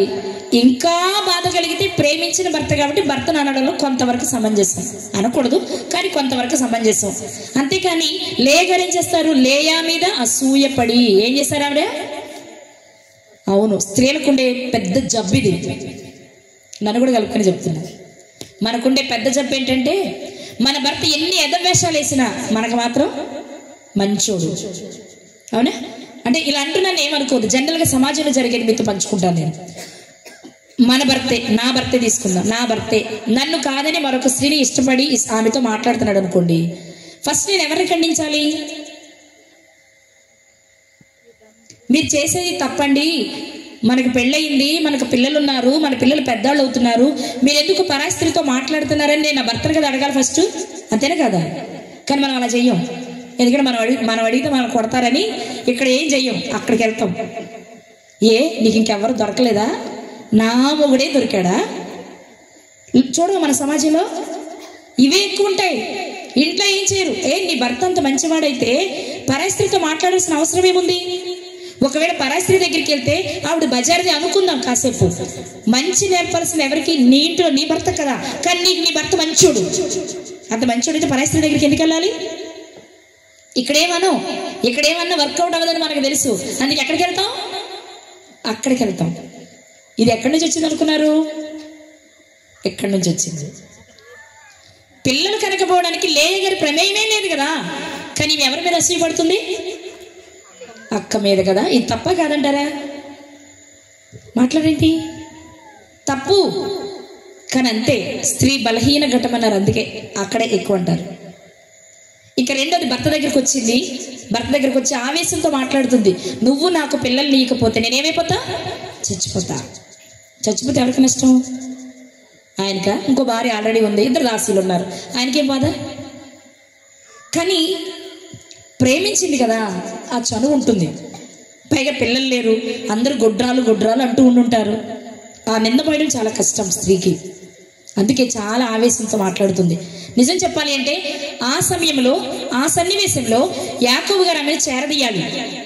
పోన్లే రాహేలు, నువ్వేం బాధపడకు, ఏమైంది పిల్లలు లేకపోతే, నేను నిన్నే ప్రేమిస్తున్నాను కదా. హన్నా పెనిన్నా ఉన్నారు, 2. ఎల్కానా గారు ఉన్నారు, పెనిన్నాకి పిల్లలు ఉన్నారు, హన్నా గారికి పిల్లలు. అప్పుడు ఎల్కానా గారు ఏమన్నారు? 10 మంది కుమారుల కంటే నేను శ్రేష్ఠుని కాదా? అన్న ఎందుకు ఏడుస్తావు అన్నారు కదా. ఇప్పుడు అదే మాట ఈయన కూడా చెప్పొచ్చు ఇక్కడ రాహేల్ గారితో. ఏమని? 10 మంది కొడుకుల కంటే నేను ఎక్కువ అమ్మా, ఆమెకు 4 పుట్టారు, నువ్వు ఎందుకు బాధపడుతున్నావు అనాలి. కానీ అక్కడ యాకోబు గారు చేసిన పని చూద్దామా? 30వ అధ్యాయము 2వ వచనం. ఆదికాండము 30వ అధ్యాయము 2వ వచనం. యాకోబు కోపము రాహేలు మీద రగులు కొనగా అతడు ఇలా అంటున్నాడు, నేను నీకు గర్భఫలము ఇయ్యకపోయినా దేవునికి ప్రతిగా ఉన్నానా? రాహేలు, ఏం మాట్లాడుతున్నాను? పిల్లల్ని కావాలని అడగడానికి నన్ను అడుగుతావా? దేవుని స్థానంలో నేనున్నానా? పిల్లల్ని ఇవ్వాలంటే ఎవరివ్వాలి? దేవుడే ఇవ్వాలి. నేను ఎంత ప్రేమించినా నీకు గర్భఫలాన్ని నేను ఇవ్వలేను. గర్భఫలం కావాలి అంటే అది దేవుడు మాత్రమే ఇవ్వగలడు, నువ్వు దేవుణ్ణి మాత్రమే అడగాలి. నిజంగా ప్రతి పురుషుడు చేయాల్సిన పనిది.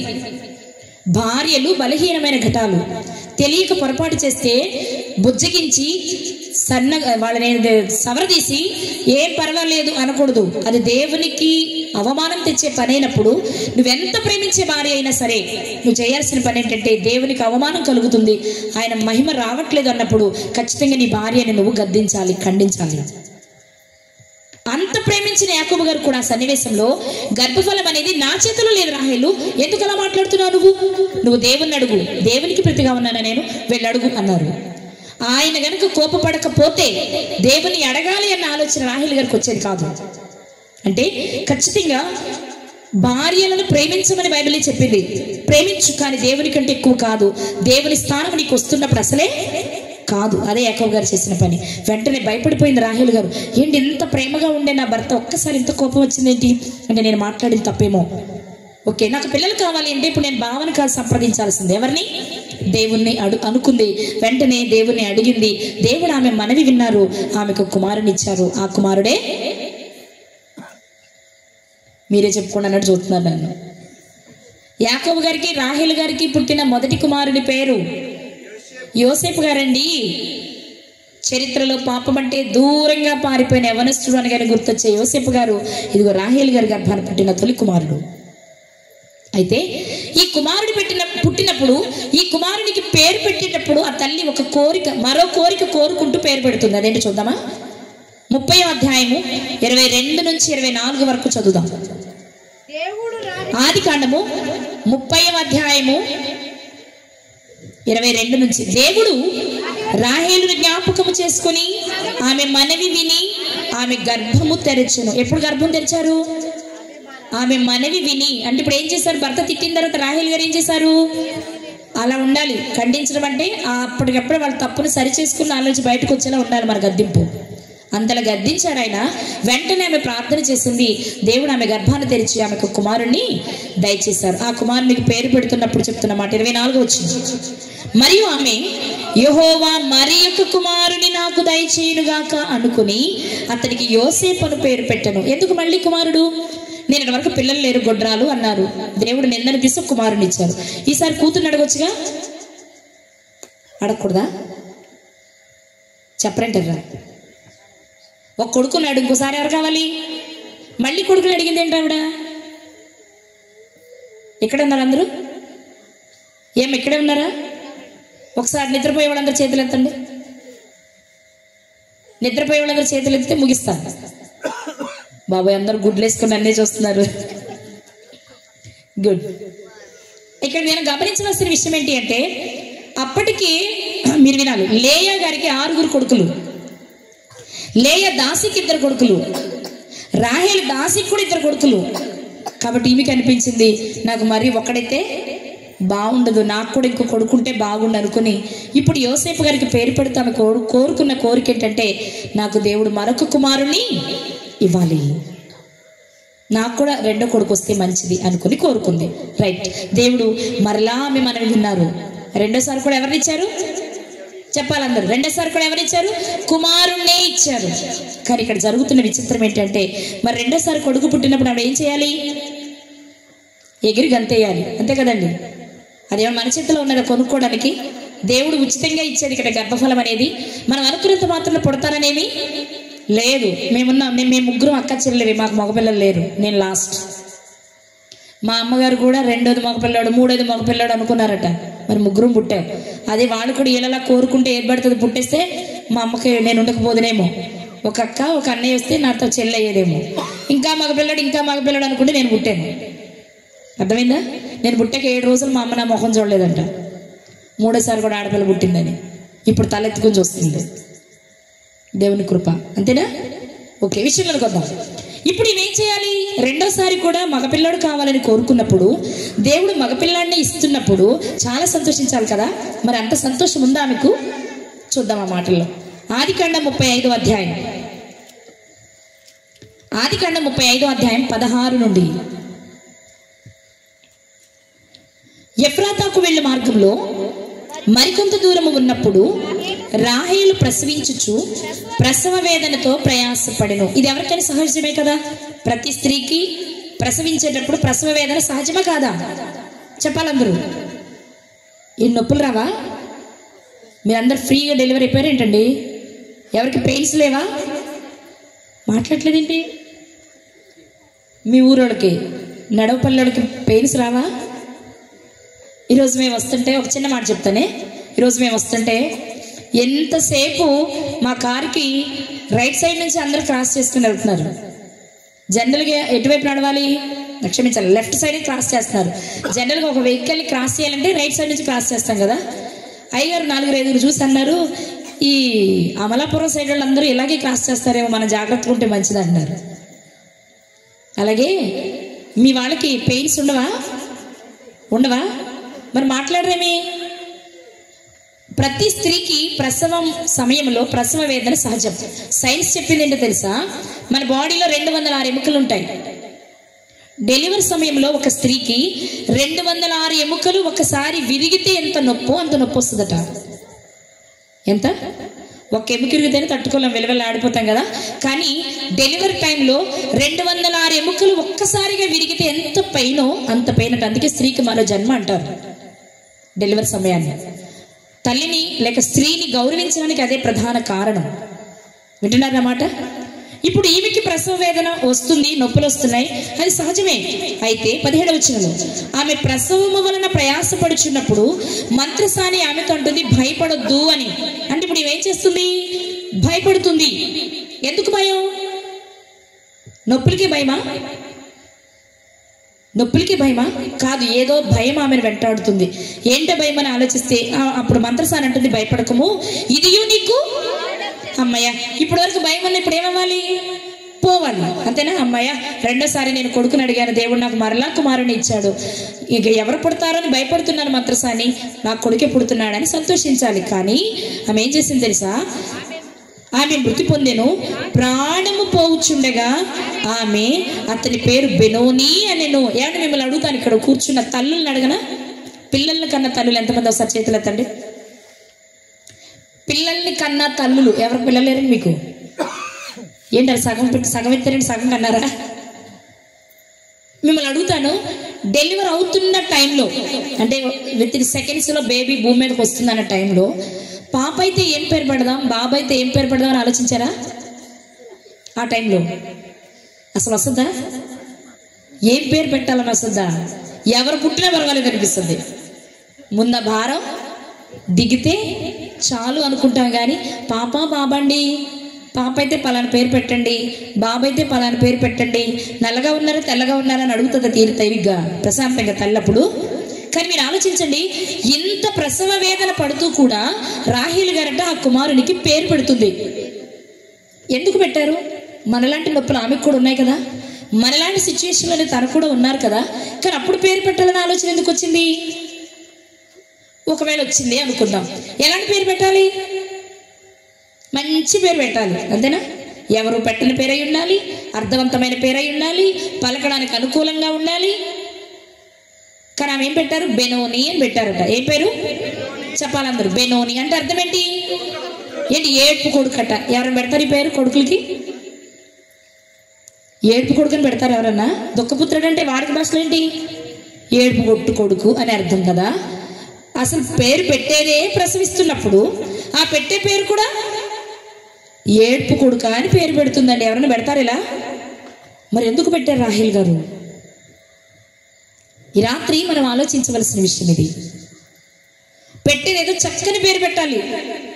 Joy, Jessie, enjoy, happy, Blessy.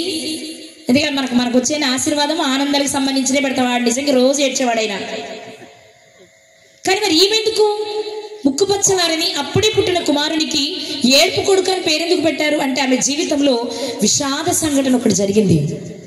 అది రాత్రి మనం తెలుసుకోవాలి. ఏం జరిగింది అంటే, పుట్టింటి నుంచి అంటే తన లాబాను గారింటికే కదా యాకోబు గారు వెళ్ళారు. 20 సంవత్సరాలు ఉన్నారు అక్కడ. 6 సంవత్సరాలు మందను కాచారు, 7 సంవత్సరాలేమో లేయా గారి కొరకు, మరో 7 సంవత్సరాలేమో రాహేల్ గారి కొరకు అయిపోయింది. 20 సంవత్సరాల కొలువు తర్వాత యాకోబు గారు తన భార్యలను, పిల్లలను, తను సంపాదించిన ఆస్తి యావత్తును తీసుకుని తన తండ్రి ఇంటికి తిరిగి వస్తూ ఉన్నారు. ఈ వచ్చే ప్రయాణంలో రాహేల్ గారు ఏం చేశారంటే తన తండ్రి దేవతను, గృహదేవతను దొంగిలించి తెచ్చారు. మీరు ఇక్కడ కూర్చున్న వాళ్ళు నా వైపు చూసి చెప్పాల్సిన మాట, రాహేల్ గారికి పిల్లలు లేకపోతే ఎవరికి ప్రార్థన చేశారు? ఎవరికి ప్రార్థన చేశారు? దేవునికే కదా. మరి ఒక్కసారి దేవుని దగ్గరికి వచ్చాక మళ్ళా తండ్రి గృహదేవత కావాలా? తెచ్చుకోవచ్చా? దేవునికి ఇష్టం లేని పని ఏంటి? విగ్రహారాధన, అవునండి. నువ్వు ముందు విగ్రహారాధికుడు అయితే అయ్యుండొచ్చు, నేను కాదన్ను, దాన్ని పట్టుకోట్లా. కానీ నీకంటూ ఒక కష్టం వచ్చినప్పుడు, నీకంటూ ఒక అవమానం వచ్చినప్పుడు, నీకంటూ ఒక నింద వచ్చినప్పుడు, ఆ నింద ఎవరు తీయగలరు అంటే నా భర్త దేవుడు అనుకోని కదా నువ్వు ప్రార్థన చేస్తే దేవుడికి యోసేపుని కుమారుని ఇచ్చాడు. ఆ తర్వాత నువ్వు మరలా విగ్రహాల జోలికి పోవచ్చా? ఆ తర్వాత నువ్వు మరలా విగ్రహాల వైపు మోజు పెంచుకోవచ్చా? అలాని నేను అన్ని ఎవరు విమర్శించట్లా, బైబిల్లో ఉన్న చరిత్ర మీతో మాట్లాడుతున్నాను. చేయొచ్చా? కానీ ఏం చేశారు? తండ్రి గృహదేవతను తెలియకుండా తేవడాన్ని దొంగతనం అంటారు. అది తండ్రి ఇంటి నుండైనా, అక్కింటి నుండైనా, మరి ఏ ఇంటి నుండైనా సరే.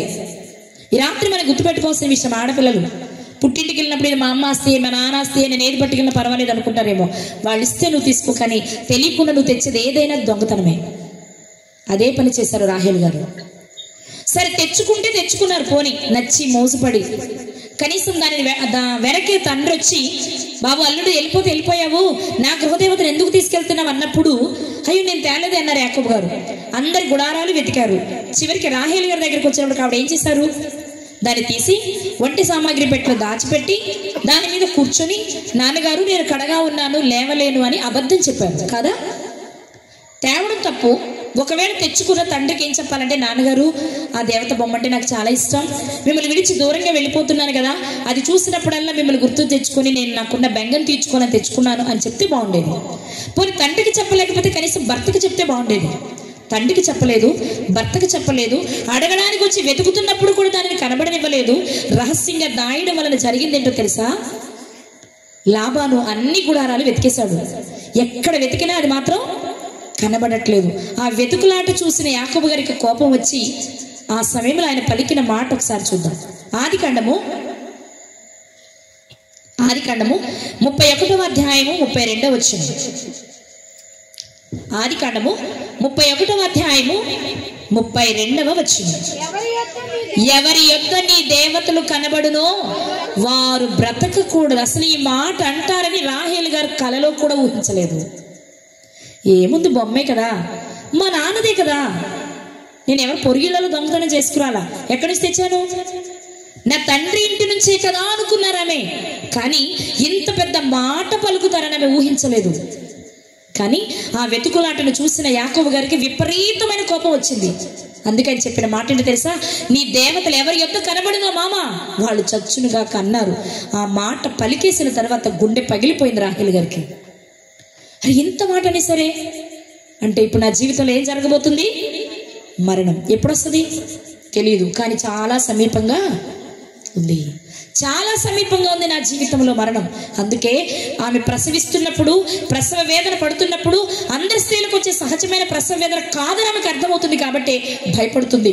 పుట్టేది కొడుకే అని మంత్రసాని చెప్తున్నాను. ఎందుకు భయం వేసిందో తెలుసా? ఇది అందరి స్త్రీలా వచ్చే నొప్పి కాదు, నా భర్త ఇచ్చిన శాప ఫలితం నా జీవితంలో నెరవేరబోతుంది. అప్పుడు పుడుతున్న కొడుకు పేరు పెడుతుంది. ఏమన్నా తెలుసా? కొడుక, నువ్వు కావాలని కోరుకున్నాను రెండవసారి, కానీ నా ఒడిలో నిన్ను ఊపడానికి నేను ఉండను. పాలు పట్టి బుజ్జగించి ఉగ్గుపాలతో నీకు నీతిని నేర్పాలని నేను అనుకున్నా, నేను ఉండను. నీకు స్నానం చేయించాలనుకున్నా, గోరుముద్దలు తినిపించాలనుకున్నా, చందమామను చూపించాలనుకున్నా, నువ్వు బుడిబుడి నడకలు నడుస్తుంటే నిన్ను చూసి మురిసిపోవాలనుకున్నా, చిన్న చిన్న మాటలు పలుకుతుంటే మురిసిపోవాలనుకున్నా, కానీ ఇవేవి నేను ఇప్పుడు చేయలేను. ఎందుకో తెలుసా? ఇక నేను వెళ్ళిపోతున్నా. నా వలన నీకు సంభవించింది దుఃఖం. అందుకే ఆ అర్థంతో కూడిన పేరు ఆ క్షణనామే పెట్టవలసి వచ్చింది. ప్రియులారా, ఈ రాత్రి దేవుడు రాహేల్ గారి జీవితం నుండి మనకు నేర్పిస్తున్న విషయాలు చివరి మాటల్లోనికి వచ్చాను నేను. దయచేసి ఒక్కసారి నా వైపు మనసు పెట్టి ప్రతి తల్లి వినాలి. ఇక్కడ ప్రతి తల్లి వినాలి. రాహేల్ గారు చనిపోయినాటికి యోసేపు గారికి ఎంతో వయసు కదా, 5-6 సంవత్సరాలు ఉంటాయేమో. బెన్యామీన్ గారు పసిగుడ్డు. ఇద్దరు పిల్లల్ని అనాథలను చేసి వెళ్ళిపోవడానికి కారణం ఏంటి? సహజమైన మరణం ఆమెదేమన్నా? ఆమె చేసిన చిన్న తప్పిదానికి ఇప్పుడు పిల్లలు ఏమైపోయారు చెప్పాలందరూ? ఏమైపోయారు? తల్లి లేని పిల్లలు అయిపోయారు. ఎంతో ప్రేమించి యాకోబు గారు 14 సంవత్సరాల కొలు ఎవరి కోసం? ఆ రాహేల్ కోసం కాదా? మరి ఇప్పుడు ఆ రాహేలు అందరికంటే ముందెళ్ళిపోతుంది. ప్రేమించిన భర్తకేమిచ్చింది? ముక్కుపచ్చలారిన పిల్లలకేం మిగిల్చింది? ఒక తల్లిగా ఇక్కడ కూర్చున్న ప్రతి తల్లితో దేవుడు మాట్లాడుతున్న మాట, చిన్నదే కదా అని చిన్న పొరపాటు నువ్వు చేస్తున్నావేమో, కానీ నువ్వు చేసే చిన్న పొరపాటుకి నీ పిల్లలు బలి కావాలి, నీ భర్త బలి కావాలి. ఇంతమందికి నువ్వు అన్యాయం చేసి, ఇంతమందికి నిందన వేసి, ఇంతమంది అనాథన చేసి వెళ్ళిపోయే బ్రతుకు ఒక బ్రతికేనా మంది? స్త్రీలు చిన్న అబద్ధాలు ఆడేస్తారు, చిన్నగా బూతులు ఆడేస్తారు, వ్యభిచారం చేసేస్తారు, దొంగతనాలు చేసేస్తారు. కానీ అడిగితే కొంచెమే, ఈ ఒక్కసారే, ఇప్పుడే, నేనేనా, ఇంకెవరు లేరా అంటారు. ఓకే, నువ్వు చెయ్యి, కానీ చేసే ముందు నువ్వు ఆలోచించవలసిన విషయం. సొలొమోను గారు యవ్వనస్తులకి చెప్పిన మాట ఏంటి తెలుసా? యవ్వనుడా, నీ యవ్వన కాలమందు నీ ఇష్టం వచ్చినట్టు చెయ్యి, కానీ తీర్పు ఒకటి ఉందని గుర్తుపెట్టుకో. అదే మాట ఈ రాత్రి దేవుడు స్త్రీలతో కూడా మాట్లాడుతున్నారు. ఏమని తెలుసా? నువ్వేం చేస్తున్నావు చెయ్యి, కానీ రేపన్న రోజు నీ పిల్లలు నువ్వు చేసిన పనికి బాధ్యులు. నువ్వు ఒక వ్యభిచారం చేస్తే నీ పిల్లాడు పెరిగి పెద్ద అయిన తర్వాత ప్రతి పిల్లాడికి తల్లే తన ఇంటి హీరోయిన్, తండ్రి హీరో. వాళ్ళకి మించిన గొప్పలు ఎవరు ఉండరు పిల్లలకి, తల్లిదండ్రులే హీరో హీరోయిన్స్ అన్నమాట. ఇప్పుడు వాడు ఆడుకోవడానికి వెళ్తేనో, స్కూల్కి వెళ్తేనో తోటి వాళ్ళు ఫ్రెండ్స్, అరే మీ అమ్మ వ్యభిచారట కదా, మీ అమ్మ దొంగట కదా అని అంటూ ఉంటే ఆ పసిగుడ్డు తట్టుకోగలదా? 5 నిమిషాల సుఖం కోసం నువ్వు తప్పు చేస్తున్నావేమో, కానీ నువ్వు చేసిన తప్పు నువ్వు అనుభవిస్తున్నావో లేదో తెలియదు, కానీ నీ పిల్లలు అనుభవించాలి. ఈ రాత్రి ఇక్కడ కూర్చున్న మనము దేవునికి నచ్చని ఏ చెడ్డ లక్షణం మనలో ఉందో, ఆనాడు రాహేలు గారి విగ్రహాన్ని తెచ్చింది, ఈరోజు దేవునికి నచ్చని ఏది మనలో ఉన్నది విగ్రహమే. అది ఏదైనా కావచ్చు, కానీ నువ్వు చేసే చిన్న పొరపాటుకి నీ పిల్లలు ఆ శిక్షను అనుభవించాలి. ఇది దృష్టిలో పెట్టుకుంటే ఏ తల్లి తప్పు చేయదు, ఏ తండ్రి తప్పు చేయడు. నీకు భార్య ఉండగా ఇంకెవరో ఎందుకు? నీ ఇంట్లో నీకు కావలసిన ఉండగా ఇంక వేటి కోసం పరుగులు తీయడం ఎందుకు? ఏం అనుభవించారు రాహేల్ గారు, మీరు చెప్పాలి. ఏం అనుభవించారు? తాను ప్రేమించిన భర్త తనకంటే ముందు తన అక్కకు భర్త అయిపోయాడు. అంత ప్రేమించిన భర్త వలన ముందు తాను పిల్లలను కనలేకపోయింది. సరికదా, తాను ప్రేమించిన భర్త కళ్ళ ముందే మొట్టమొదటిగా లోకాన్ని విడిచింది కూడా ఆమె. ఏం మిగిలిందో మీరు చెప్పాలి రాత్రి. రాహేల్ గారి జీవితంలో ఏం మిగిలింది? అందగత్తె అనుకున్నాం, కానీ ఆత్మ సౌందర్యం లేదు. ఈరోజు కావలసింది భౌతికమైన అందం కాదు, ఆధ్యాత్మిక సౌందర్యం. నన్ను అయ్యగారు ఎక్కిరిస్తూ ఉంటారు, పొట్టిదానివి, గూనిదానివి, నల్లగుంటావు అంటారు నన్ను. నేను అంటాను, ప్రపంచంలో అందరికంటే నేను ఒక్కదాన్ని అందగత్తెనంట. ఎందుకంటారు? నేను ఇలా, ఇప్పుడు నేను అనుకుని పుట్టుకు రాలేదు కదండి, నేను అనుకుని వేసుకున్న కలర్ కాదు కదా ఇది, నేను అనుకుని వచ్చిన హైట్ కాదు కదా ఇది. నేను ఇలా ఉండాలి అని దేవుడు అనుకున్నప్పుడు అదే నా అందం. నేను ఇలా ఉండడం నా తండ్రికి ఇష్టమైనప్పుడు మీకు నచ్చాల్సిన అవసరమే లేదంటాను నేను. అవును, ప్రపంచంలో ఎవరికి వాళ్ళే అందగాళ్ళు. ఇలా ఉండాలని ఎవరు అనుకోం. ఉండాల్సి వస్తే మన చేతుల్లో ఉండి అందరూ ఎర్రగా బుర్రగా హైట్ వెయిట్ అందరూ ఐశ్వర్యరాయలో ఉండాలని కోరుకుంటారు కదా. నల్లగా నిగ్రో వల్ల ఉండాలని కోరుకుంటారండి ఎవరన్నా? పొట్టిగా ఉండాలనుకుంటారా? మరుగుజ్జులో ఉండాలనుకుంటారా? అనుకో, చక్కగానే అందం ఉండాలని కోరుకుంటాం. కానీ విషయం ఏంటో తెలుసా? మన కన్ను, మన ముక్కు, మన చెవి, మన నాలుక, మన పర్సెంట్ ఏది తీసుకో, ఇది మనం అనుకుంటే వచ్చింది కాదు. మరి దేవుడు ఇచ్చినప్పుడు ఏంటి? ఎవరికి అంతే. నేను ఎప్పుడు చెప్తాను, నేను నా అంత అందగత్తలేదంట. మీకు కూడా చెప్తున్నా, నేను చాలా అందగత్తలేదు. మీరు కొంచెం రంగుంటే బాగుండేదండి అనుకుంటున్నారా? మీరు అలా ఉండాలని ఆయన కోరుకున్నాక మీరు ఎన్ని వాడినా రాదు. అర్థమవుతుందా? ఈరోజు దేవుడు మనతో మాట్లాడుతున్న విషయం, ఫిజికల్గా నువ్వు ఏది చేసినా అది దేవునికి నచ్చేదే ఉండాలి. రాహేల్ గారి జీవితంలో చాలా ఆనందంగానే గడిపింది. చెంగుని ఎగిరే వయసులోనే బావ ప్రేమించి పెళ్లి చేసుకున్నాడు. కానీ ఎవరికైనా ఏం మిగిల్చింది? లాస్ట్ ముగింపు మాటలు మీకు చెప్తాను. యోసేపు గారు చిన్నవాడు, చిన్నపిల్లలు ఆడుకోవడానికి వెళ్తారు కదా, ఆటలో తోటి పిల్లతో గొడవ వచ్చింది అనుకోండి. గొడవ రాగానే ఏం చేస్తాడు వాడు? ఆట మధ్యలో ఆపి, ఉండు నీ పని ఎవరికి చెప్తా? మా అమ్మకి చెప్తాను లేచి వస్తాడు. వాళ్ళ అమ్మ విన్నా వినకపోయినా వెనకే తిరిగి జరిగిందంతా చెప్తాడు ముందు. అవునా? అమ్మ, నేను రాజేష్తో ఆడుకోవడానికి వెళ్ళానమ్మా, వాడు ఆట మధ్యలో ఏం చేశాడు తెలుసా అంటాడు. మనం ఇంట్రెస్ట్ ఉంటే మనసు పెడతాము, లేదంటే మన పని చేసుకుంటూ ఊగొడతాం. ఎందుకంటే ఆడు గోల ముందు తీర్చేయాలి కదా, చెప్తాం. కొంతమంది పిల్లలు ఏడుస్తారు, అప్పుడు తల్లి వెంటనే బుజ్జిగించి, అలా అన్నాడా నాన్న, ఎందుకు అన్నాడు, నేను కనుక్కుంటాలే, నేను తిడతానులే, పో మళ్ళీ ఆడుకుంటే చెప్పే. కానీ వాడికి ఉండే ఫీలింగ్ ఏంటంటే, అమ్మాయి మా అమ్మకి చెప్పేశారంటాడు, మళ్ళీ ఆడుతూనే ఆడతాడు. పిల్లలకు ఉండే తత్వం అది. వాళ్ళకి పగలు ద్వేషాలు ఉండవు. చెప్పడం వరకు వాడికి నచ్చుకుంది మనసుకి, వచ్చి అమ్మకో నాన్నకో చెప్పేస్తాడు, మళ్ళీ ఆడుతూనే ఆటలు ఆడతాడు. కానీ ఇక్కడ నేను మిమ్మల్ని అడుగుతాను, అలాంటి పరిస్థితి యోసేపు గారికి వస్తే, అమ్మకి చెప్పాలని ఆటల నుంచి లేవగానే మధ్యలోనికి రాగానే అమ్మ గుర్తొస్తే ఆయనకు వచ్చే మాట ఏంటి తెలుసా? నాకు అమ్మ లేదు కదా, నేను ఎవరికి చెప్పను, నా బాధ ఎవరు తీరుస్తారు, నా పక్షాన్ని వచ్చి ఎవరు పోట్లాడతారు? ఇలాంటి ఆలోచనలు వచ్చినప్పుడు యోసేపు గారు ఎంత ఏడ్చుంటారు? అతని జీవితంలో రావా ఇవన్నీ? పసి వయసులో తమ్ముడు నాడు తల్లి చనిపోతే రాత్రిపూట బెన్యామీన్ గారు పాల కోసం ఏడుస్తుంటే ఎవరు తీర్చాలి? తండ్రి వృద్ధాప్యానికి వచ్చేసాడు, పిరతల్లు చూడరు, అన్నలు ఎవరు పట్టించుకోరు. ఇప్పుడు బెన్యామీన్ గారికి ఆకలితే పాలు ఎవరు పట్టాలి? స్నానం చేయాల్సి వస్తే అన్ని కావాల్సినవి సమకూర్చాల్సింది ఎవరు? రాత్రిపూటతో తమ్ముడిని ఊయలుపాల్సింది ఎవరు? ఇవన్నీ ఆ పసి వయసులో ఎవరు చేసి ఉండాలి? ఆ పసి వయసులో అంత కష్టం తాను చేసిన తప్పు వలన వచ్చిందా? తన తల్లి చేసిన తప్పు వలన వచ్చిందా? ఈ రాత్రి తల్లులుగా మీరు గుర్తించాల్సిన విషయం. చిన్నదే అనుకుంటున్నారేమో, కానీ అది మీ భర్తలకి, మీ పిల్లలకి, మీ కుటుంబానికి, మీ వంశానికి, మీ తల్లిదండ్రులకు, కడకు మిమ్మల్ని పుట్టించిన దేవునికి అవమానం తెచ్చే పని అయితే ఒక తల్లిగా ఈ రాత్రి నువ్వేం ఆలోచిస్తావు? రాహేలు విగ్రహాన్ని తెచ్చుకుందండి, తప్పు చేసిందండి అంటున్నావు, కానీ ధనం అంటే నీకు ఇష్టమా? అదే నీ జీవితంలో విగ్రహం. నీ భర్త అంటే ఇష్టమా? భర్త తర్వాత దేవుడు అంటున్నావా? అదే నీకు విగ్రహం. భార్య ప్రేమ అంటున్నావా? అదే నీకు విగ్రహం. పిల్లలే నీకు సర్వస్వం అంటున్నావా? అదే నీకు విగ్రహం. నీ జీవితంలో దేవుని తర్వాత దేనికి నేను స్థానం ఇవ్వాలి? ఆయన కాదని నువ్వు ఇచ్చే ఏదైనా సరే దేవుని దృష్టిలో అది నువ్వు నిలుపుకున్న విగ్రహం. ఆ విగ్రహాలు నీకు సంతోషాన్ని ఇవ్వవు, ఆ విగ్రహాలు నీకు ఆశీర్వాదాన్ని ఇవ్వవు. గొప్పదనుకున్నాం, మంచి అందగత్త అనుకున్నాం, చెంగుని ఎగురుతుంది అనుకున్నాం, ప్రేమించిన వ్యక్తిని పెళ్లి చేసుకుందాం అనుకుంటున్నామే, కానీ ప్రేమించిన భర్తకు దుఃఖాన్ని మిగిల్చింది, కన్న పిల్లలకు దుఃఖాన్నే మిగిల్చింది. మరి మీరు ఎవరిలా ఉండాలనుకుంటున్నారు? రాహేల్ గారిలోనే ఉండాలనుకుంటున్నారా? అయితే మీ వలన ఎవ్వరికి సంతోషం లేదు. నేను తప్ప వేరొక దేవుడు ఉండకూడదని చెప్పిన దేవునికి అన్యాయం చేసిందామే.